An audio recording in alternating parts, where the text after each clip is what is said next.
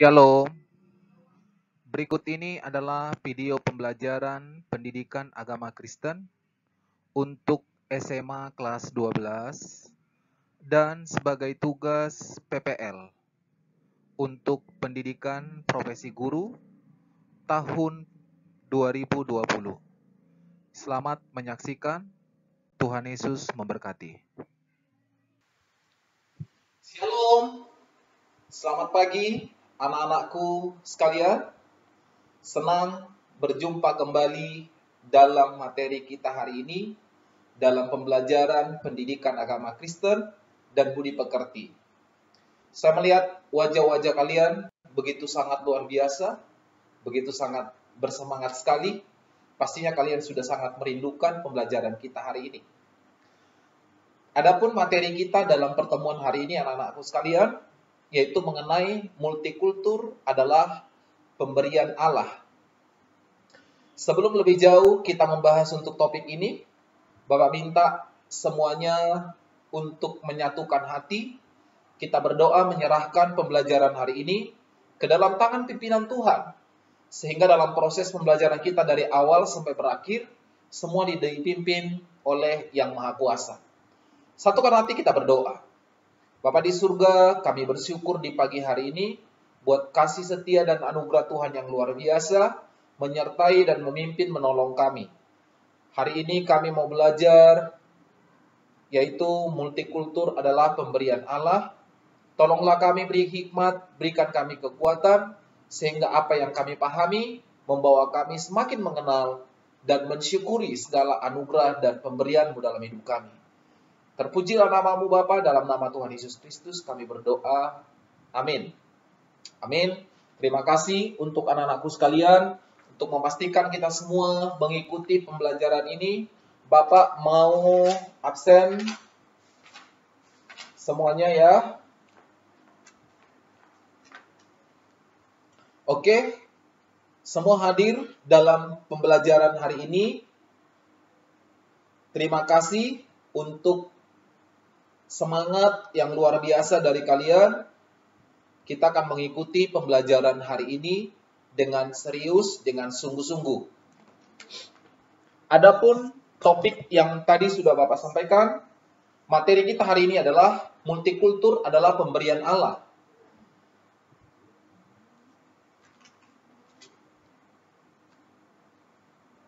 Yaitu dari Nats Alkitab Galatia pasal yang ketiga ayat 28.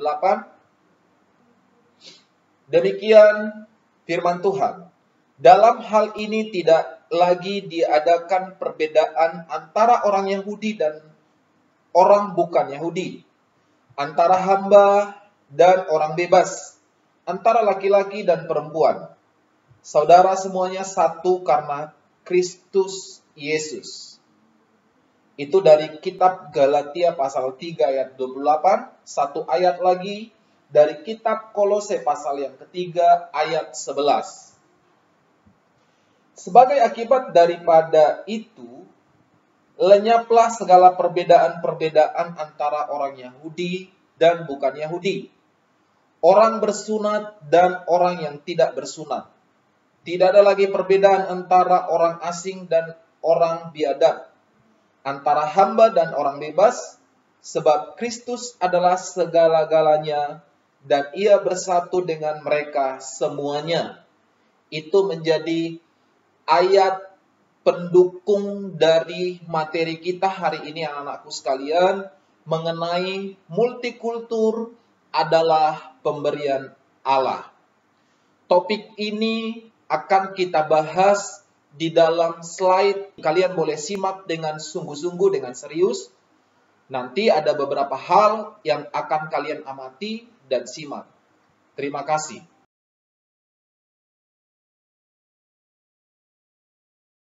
Ya, seperti yang kita sudah dengarkan, ayat Alkitab, bahan Alkitab dari Galatia 3 ayat 28, juga Kolose 3 ayat 11, bahwa dalam perbedaan itu kita semua adalah satu. Jadi jelas Alkitab mencatat bahwa tidak ada lagi perbedaan. Coba amati gambar yang ada di slide ini. Dari beberapa tangan yang ada di sini, kamu lihat ada perbedaan. Ada warna tangan yang agak hitam, mungkin dalam pikiran kita sudah tahu, ini kira-kira orang mana. Tapi mereka satu di dalam Alkitab. Sebagaimana topik kita berkata, multikultur adalah pemberian Allah. Bahan Alkitab dari Galatia 3 ayat 28 dan Kolose 3 ayat 11, sebagaimana tadi sudah dibacakan sebagai pendahulu kita dalam pembelajaran hari ini. Kemudian, perhatikan tujuan pembelajaran kita hari ini. Yang pertama, kita harus mensyukuri pemberian Allah dalam kehadiran multikultur di Indonesia. Artinya, multikultur yang ada di Indonesia, keragaman budaya, suku, bahasa, adat istiadat, tidak menjadi pemisah antara satu dengan yang lain. Justru kita harus syukuri keberadaan yang ada ini. Lalu, yang kedua adalah menunjukkan sikap dan perilaku yang menghargai multikultur. Sikap perilaku menghargai. Karena terjalinnya sebuah perbedaan untuk bersatu, kalau kita memiliki sikap dan perilaku bisa menghargai orang yang berbeda dengan kita. Kemudian yang ketiga adalah kita harus bisa menjelaskan pengertian multikulturalisme. Nanti dalam materi-materi selanjutnya, jelas pengertian multikultur dan multikulturalisme itu apa. Yang keempat adalah kita bisa menilai diri kita sendiri, apakah saya memiliki kesadaran multikultur. Artinya, sampai ke level ini, kita sadar bahwa kita memiliki kesadaran akan multikultur. Artinya, kita hidup di lingkungan kita mungkin, di keluarga kita mungkin, atau di bangsa kita terlebih besar, kita tidak hidup dengan satu agama, satu suku, satu budaya, tapi kita ada perbedaan. Itu pertama kita harus sadari hal itu. Kemudian yang kelima adalah menganalisis kembali nilai-nilai multikultur. Yang keenam, menjelaskan proyek yang diberikan dengan kehidupan multikultur. Nanti ada proyek kecil yang kalian harus buat mengenai pengaplikasian, praktek wujud daripada kita bisa mencerminkan hidup menghargai multikultur itu sendiri. Lalu yang kemudian mencari dari berbagai sumber mengenai multikulturalisme, kemudian menjelaskan pengertian multikulturalisme, serta mendiskusikan cara mensyukuri multikulturalisme itu. Dalam poin yang ketujuh tidak mudah, tapi kita harus rumuskan bagaimana sih usaha upaya kita bisa mensyukuri keberagaman, perbedaan yang ada itu. Lalu kita masuk ke poin yang ke-8, menyusun tulisan pendek mengenai multikulturalisme di Indonesia. Ini hampir sama dengan membuat sebuah pemikiran kita tentang multikulturalisme di Indonesia. Lalu yang terakhir adalah mempresentasikan poin-poin atau pokok-pokok penting menyangkut nilai-nilai multikultur yang dapat dimanfaatkan dalam rangka memperkuat kesatuan umat Kristen secara khusus di bangsa Indonesia. Lalu perhatikan, dalam teks ini dikatakan di sini, multikulturalisme merupakan topik penting untuk kita pelajari. Kenapa? Karena saat ini dunia kita adalah multikultur, di mana masyarakat tidak lagi bersifat homogen. Nah, ini artinya, nih perhatikan, kata homogen ini, kita sekarang sudah berubah menjadi heterogen. Artinya, masyarakat berpindah dari satu tempat ke tempat lainnya, dari satu negara ke negara lainnya, dan dengan sendirinya menciptakan keberagaman, itu pasti, atau disebut dengan multikultur. Di sekeliling kita ada begitu banyak keberagaman dan tampak oleh mata kita. Keberagaman itu melahirkan berbagai dampak dan kehidupan sosial masyarakat, bahkan dalam kehidupan beragama. Artinya, di kota kita saja, seperti sekarang di Jakarta, tidak saja penduduk asli Jakarta ini Betawi, tapi sudah dari berbagai daerah. Artinya sudah dipenuhi oleh beragam suku.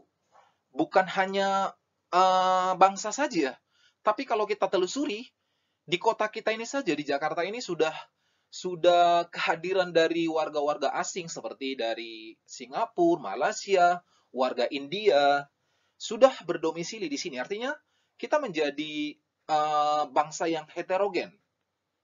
Karena itu, multikultur itu semakin terlihat perbedaan-perbedaan itu semakin kita kaya. Lalu yang berikut perhatikan. Coba masing-masing kita mengamati ada 5 gambar yang akan kita lihat secara teliti. Gambar yang 1, perhatikan. Kira-kira gambar ini menceritakan tentang apa? Ya. Diamati dengan teliti. Kemudian nanti akan timbulkan pertanyaan. Lewat kamu mengamati, melihat dengan teliti, maka akan ada timbul pertanyaan-pertanyaan. Ya. Perhatikan, gambar yang kedua, kalau kita amati, lihat, ada beberapa perbedaan ya. Artinya dari pakaian mereka saja sudah terlihat bahwasannya mereka itu tidak satu, tapi ada berbeda-beda. Lalu gambar yang ketiga,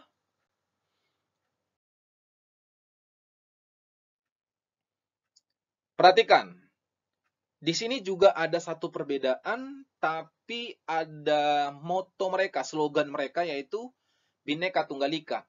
Sudah tahu pastinya Bhinneka Tunggal Ika ini adalah satu moto yang dibuat oleh pendiri bangsa kita, karena melihat letak geografis bangsa kita Indonesia terdiri dari ribuan pulau, bahkan terdiri dari ratusan suku. Karena itu kalau memang tidak dibuat satu moto, satu slogan, pastinya nanti akan terjadi konflik, terjadi perpecahan, terjadi permusuhan. Karena itulah slogan Bhinneka Tunggal Ika, berbeda-beda tetap satu, itu adalah tujuan pendiri kita supaya bangsa kita ini tetap kuat dan kokoh. Kemudian coba perhatikan gambar yang keempat ini. Ya, multikulturalisme. Lihat ya, dari topi mereka ada yang menggunakan peci, ada yang biasa saja. Mungkin dari sini kita bisa mengamati, oh mereka ini sepertinya berbeda agama, berbeda kepercayaan. Tapi kok bisa satu? Itulah yang disebut dengan multikulturalisme. Sikap dan pemahaman kita terhadap perbedaan itu. Apakah kita membuat satu tembok, atau kita membuat permusuhan, atau kita menjadi bersikap eksklusif dengan keberagaman itu sendiri. Lalu perhatikan gambar yang kelima. Mungkin ini lebih kepada aktivitas ya.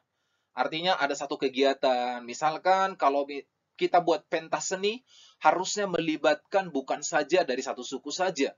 Sehingga sikap dalam menghargai keberagaman itu boleh terlihat dalam sebuah kegiatan ini. Kemudian kita perhatikan video.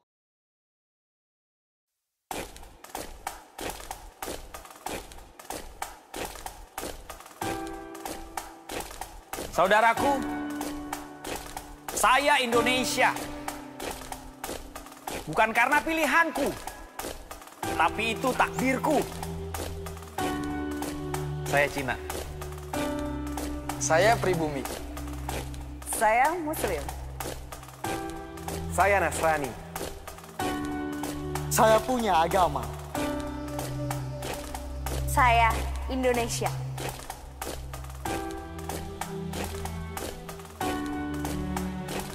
Coba buka lembaran sejarahmu. Carikan saya fakta kalau kita tidak majemuk. Kehadiran tidak pernah untuk mengancammu. Tanah ini diizinkan untuk diinjak oleh perbedaan. Perbedaan budaya, Perbedaan warna kulit. Perbedaan kepercayaan. Jadi, jangan rekat aku dengan paksa, tapi terima aku dengan rasa. Saya menolak untuk diamkan. Ketidakadilan yang dibiasakan.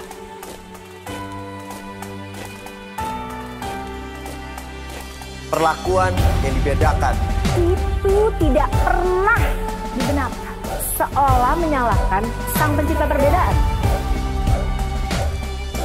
Tunjukkan mukamu, wahai individu-individu congkak yang merasa setara dengan Tuhan. Kehadiranmu hanya diperlukan untuk menguji keutuhan kami. Tapi camkan ini. Kami akan berdiri dan bangkit membela saudara kami yang teraniaya oleh kaummu. Saudara ini sudah lama tertidur pulas. Bangun! Ayo bangun! Dengarkan suaranya. Di mana mayoritas bersatu dengan minoritas dalam rasa solidaritas.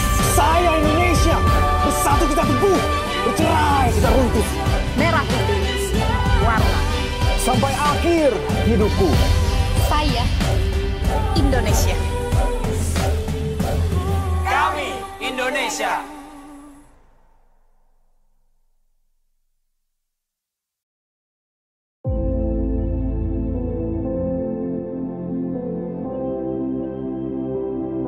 Kita beda, kita sama. Tanah airku diizinkan diinjak oleh perbedaan. Perbedaan kepercayaan, perbedaan budaya dan bahasa. Saya menentang untuk didiamkan. Ketidakadilan yang dibiasakan. Tak ada rasa kebersamaan yang dirasakan. Tak ada kebersamaan yang dibiasakan. Perlakuan yang dibedakan itu sama. Kita satu. Tetesan darah berwarna merah. Helaian rambut sama hitam. Walau perbedaan itu nyata. Antara si kaya dan si miskin. Antara pejabat dan rakyat, kita tetap satu karena kita saling membutuhkan. Dalam suatu tawa, dalam suatu luka, dalam suatu renungan yang tersekap oleh keberagaman dan mengikut indahnya perbedaan, seperti sebuah alunan akan sebuah persatuan. Dari dua sisi mata Garuda, berdiri sama tinggi, duduk sama rendah. Kita harus merajut kebersamaan untuk saling mengenal dan saling melengkapi. Karena kita Indonesia, Bhinneka Tunggal Ika.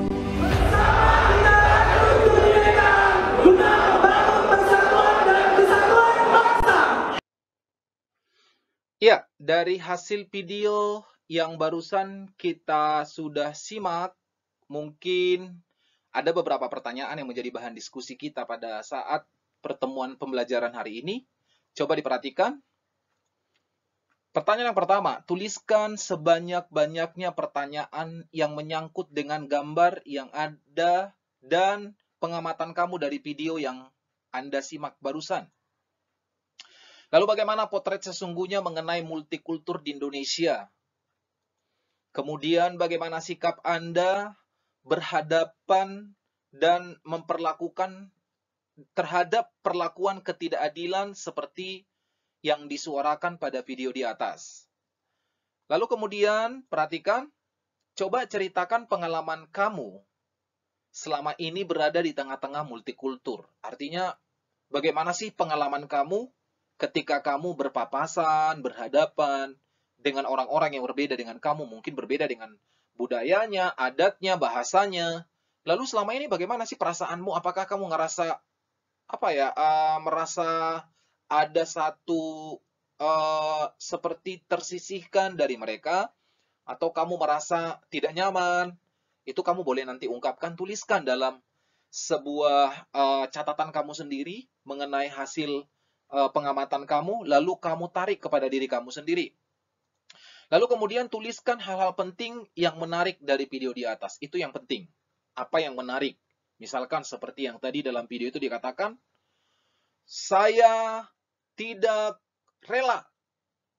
Rela maksudnya tidak rela apa? Rela diperlakukan tidak adil. Artinya saya tidak mau diamkan. Artinya dia menuntut bahwasanya jangan diperlakukan minoritas sesuatu yang diperlakukan dengan semena-mena. Artinya tetap diperlakukan dengan sama.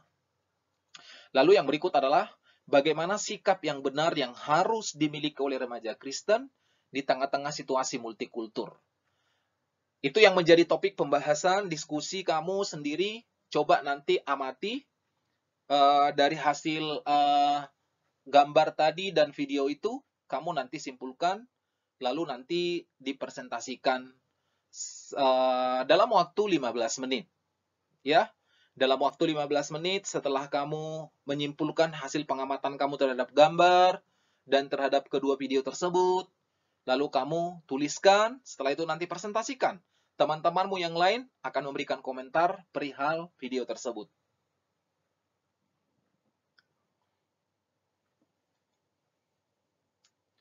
Ya, lalu yang terakhir, berikan tips yang bisa dimiliki oleh remaja dalam bergaul di tengah-tengah keberagaman yang ada tanpa kehilangan identitasnya sebagai orang Kristen atau remaja Kristen yang beriman.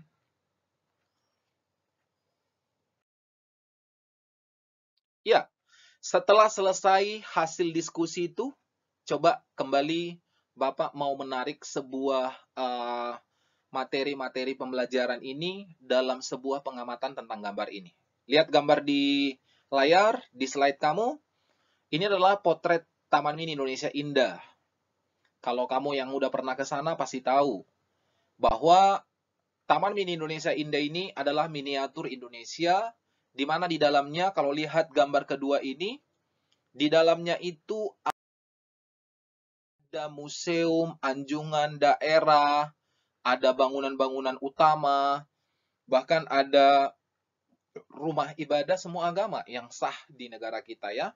Artinya ketika kamu masuk ke Taman Mini, kamu nanti boleh masuk ke rumah ibadah, misalkan rumah ibadah agama Buddha, atau ke rumah ibadah agama Muslim, tanpa ada larangan. Artinya itu satu potret bahwa Taman Mini Indonesia Indah itu menggambarkan kita yang beragam berbeda ini, tapi kita jadi satu, yaitu bangsa Indonesia. Itu yang perlu, sikap yang perlu kita bangun, kita tanam di dalam diri kita. Lalu perhatikan istilah penting mengenai multikultur. Kalau ketika tadi kamu lihat gambaran potret dari gambar, dari video-video tadi, lalu apa sih multikultur itu?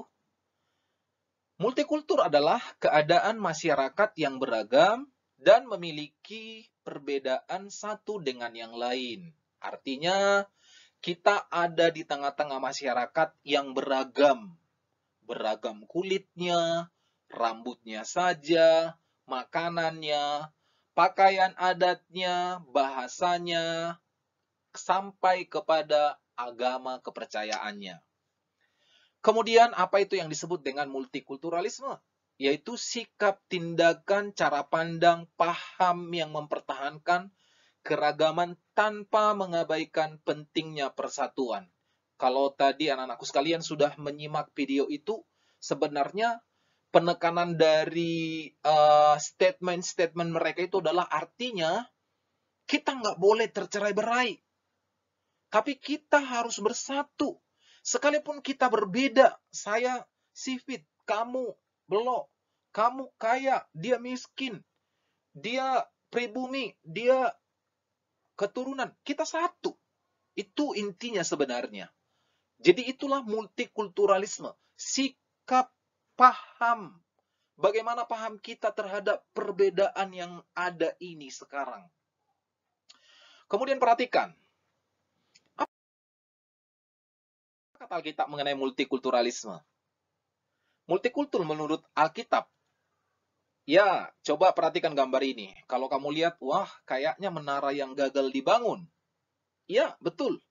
Dalam perjanjian lama, menara ini disebut dengan Menara Babel. Nah, pasti tahu kan? Menara Babel ini, waktu mereka rencanakan mau dibangun, mereka masih bersatu. Bahasanya satu. Sehingga apapun yang mereka rencanakan, apapun yang mereka inginkan, pasti tercapai. Tapi karena tujuan mereka, rencana mereka kepada hal yang jahat, bukan hal yang baik, tetapi supaya mereka cari nama untuk kesombongan mereka, maka Allah menggagalkan rencana mereka itu. Caranya bagaimana? Dibuatlah bahasa mereka berbeda-beda. Jadi kacau. Sehingga apa yang dipikirkan, dibicarakan, yang satu kepada yang satu, dia tidak paham karena sudah tidak mengerti. Ternyata ini menjadi cikal bakal, atau inilah yang menjadi awal daripada keberagaman itu. Beragam dalam bahasa. Jelas dalam Kejadian 11 ayat 19, manusia tidak ingin tersebar. Perbedaan membuat mereka terserak. Sampai terjadilah ke kita sekarang ini. Artinya, jadi keberagaman itu jadi menyebar. Lalu tujuan Allah dengan multikultur apa? Multikultur adalah alat untuk mewujudkan rencana Tuhan. Nah, ini harus dipahami. Bahwasanya multikultur itu bukan membuat sebuah kekacauan, tetapi mewujudkan rencana Allah. Kemudian dikatakan di dalam Alkitab tidak berbicara secara khusus mengenai multikultur, namun dalam kaitannya dengan kasih, kebaikan, kesetaraan, dan keselamatan itu diberikan bagi manusia tanpa terkecuali. Memang secara detail Alkitab tidak membicarakan tentang multikultur itu, tetapi jelas di dalam Alkitab itu sudah tahu bahwa ada keberagaman.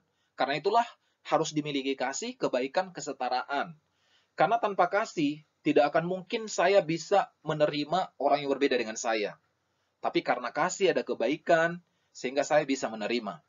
Lalu perhatikan, tadi dalam kitab Perjanjian Baru Galatia 3:28 tertulis bahwa semua manusia yang berasal dari berbagai suku dan bangsa, serta kelas sosial dipersatukan dalam Kristus. Ajaib ya? Jadi artinya, orang yang berbeda bahkan dalam taraf ekonomi, kita dipersatukan dalam Kristus. Artinya, kasih Kristus diberikan bagi semua orang tanpa memandang asal-usul mereka. Yes. Lalu mengenai Kolose 3 ayat 11 tadi, lebih mempertegas lagi bahwa Kristus adalah semua dan di dalam segala sesuatu. Menjadi manusia baru dalam Kristus berarti manusia yang tidak lagi melihat sesamanya dari perbedaan latar belakang suku, bangsa, budaya, kelas sosial, kaya atau miskin, pandangan hidup, kebiasaan, dan lain-lain. Menjadi manusia baru artinya orang beriman yang telah menerima keselamatan dalam Yesus Kristus wajib menerima, menghargai, dan mengasihi sesamanya tanpa memandang berbagai perbedaan yang ada. Nah, ini yang menjadi hal penting buat kalian sebagai remaja Kristen. Jangan memandang perbedaan yang ada. Justru kita sebagai orang beriman harus bisa menerima, menghargai, mengasihi sesama tanpa memandang dia berbeda dengan saya. Sebagaimana Kristus menerima kita padanya. Kita ini beragam loh. Semua suku bangsa Tuhan terima. Tanpa melihat, oh hanya bangsa Israel yang milikku, kepunyaanku. Tidak. Tapi kita ini semua diterima oleh Tuhan. Kemudian perhatikan,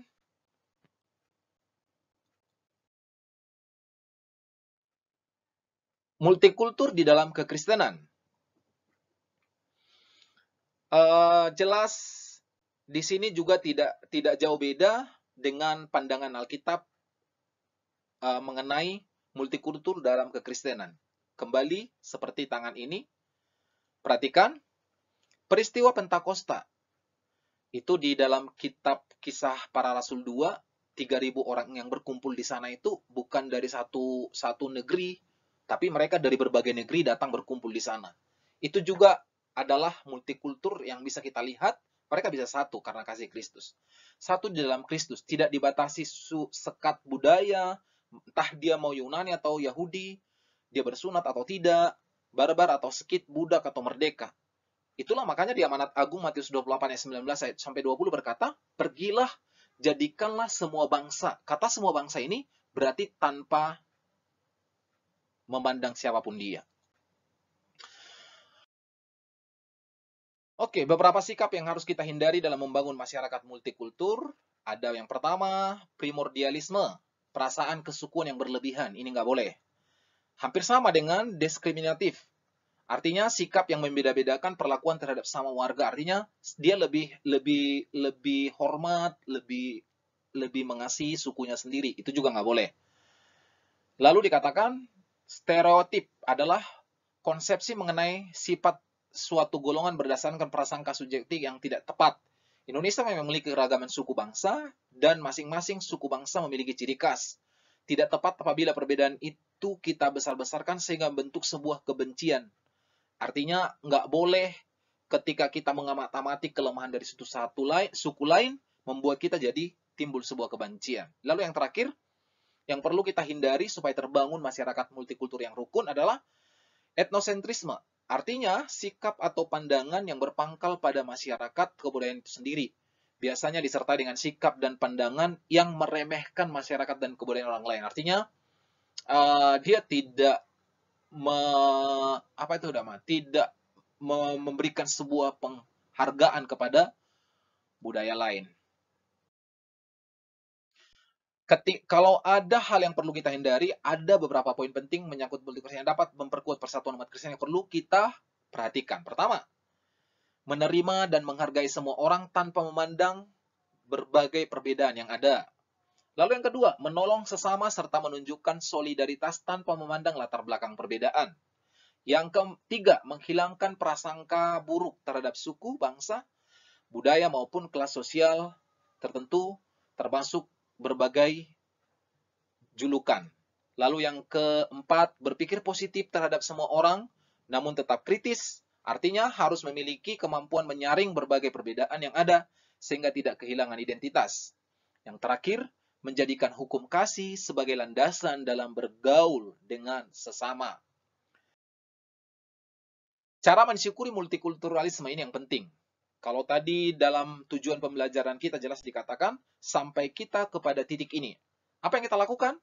Pertama, merawat dan memelihara. Artinya jangan kita merusak, tapi kita harus merawat dan memelihara. Artinya beragam budaya tersebut hingga tetap menjadi bagian dari identitas bangsa Indonesia di masa kini, hingga masa yang akan datang. Indonesia dikenal dunia sebagai negara yang kaya karena kebudayaannya yang beragam. Oleh sebab itu, kita harus memandang keberagaman tersebut sebagai pemersatu, bukan pembeda. Lalu, cara mensyukuri yang kedua adalah bersikap toleran. Keberagaman yang ada, kebudayaan yang satu dengan kebudayaan yang lain terkadang bertolak belakang. Pada kondisi ini diperlukan sikap toleran dengan cara menghormati perbedaan tersebut, agar tidak berujung pada perpecahan atau permusuhan.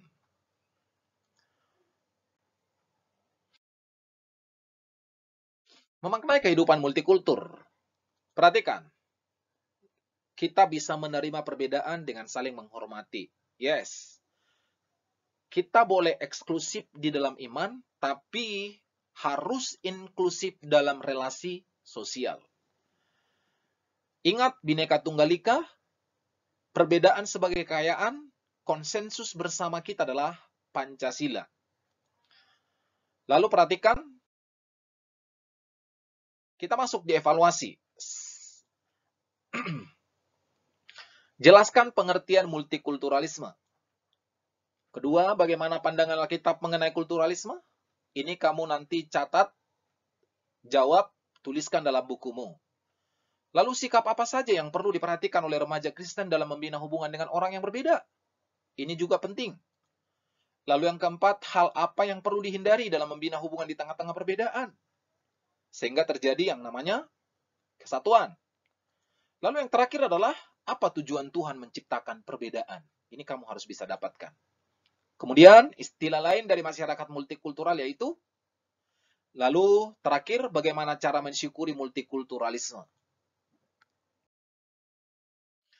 Adapun kesimpulan dari semua apa yang kita sudah bahas, kita sudah simak melalui video dan gambar, maka Bapak menyimpulkan dengan materi seperti ini. Dari materi dan hasil diskusi mengenai materi kita hari ini, maka dapat disimpulkan bahwa pengertian multikulturalisme sudah kalian cari dari berbagai sumber, kemudian sudah menjelaskan pengertian multikulturalisme, serta kalian sudah mendiskusikan cara mensyukuri multikulturalisme itu sendiri.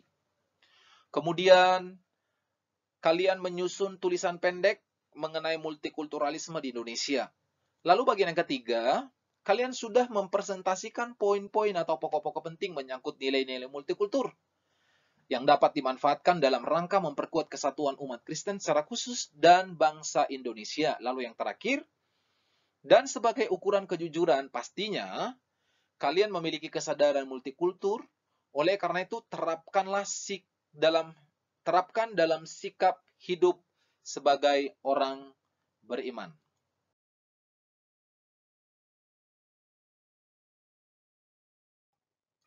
Baik, anak-anakku sekalian, kalian sudah membuat pertanyaan, saling berdiskusi, dan saling memberikan jawaban seputar tentang multikulturalisme, baik pandangan dari Alkitab, baik yang ada di Indonesia. Maka pembelajaran kita hari ini sudah beberapa poin penting kalian sudah dapatkan. Baik mengenai penugasan sudah diberikan untuk pertemuan minggu depan. Silahkan anak-anakku sekalian mengerjakan dengan penuh tanggung jawab, dengan penuh kejujuran, dengan ketekunan yang sungguh-sungguh. Untuk mengakhiri pembelajaran kita hari ini, kita akan tutup di dalam doa, sehingga apa yang kalian sudah pahami, apa yang kalian sudah mengerti, itu menjadi dasar kita, menjadi modal kita untuk saling menghargai dalam keberagaman yang ada. Kita bersatu dalam doa. Berterima kasih untuk pembelajaran hari ini ya Tuhan. Terima kasih untuk pengertian dan hikmat yang Kau berikan kepada kami. Jadikan ilmu yang kami dapatkan, pengetahuan yang kami dapatkan hari ini, menjadi bekal kami untuk masa depan kami. Terpujilah nama-Mu ya Tuhan. Di dalam nama Tuhan Yesus Kristus kami berdoa. Amin. Terima kasih untuk anak-anakku semua. Sampai jumpa di pembelajaran kita minggu depan. Tuhan Yesus memberkati.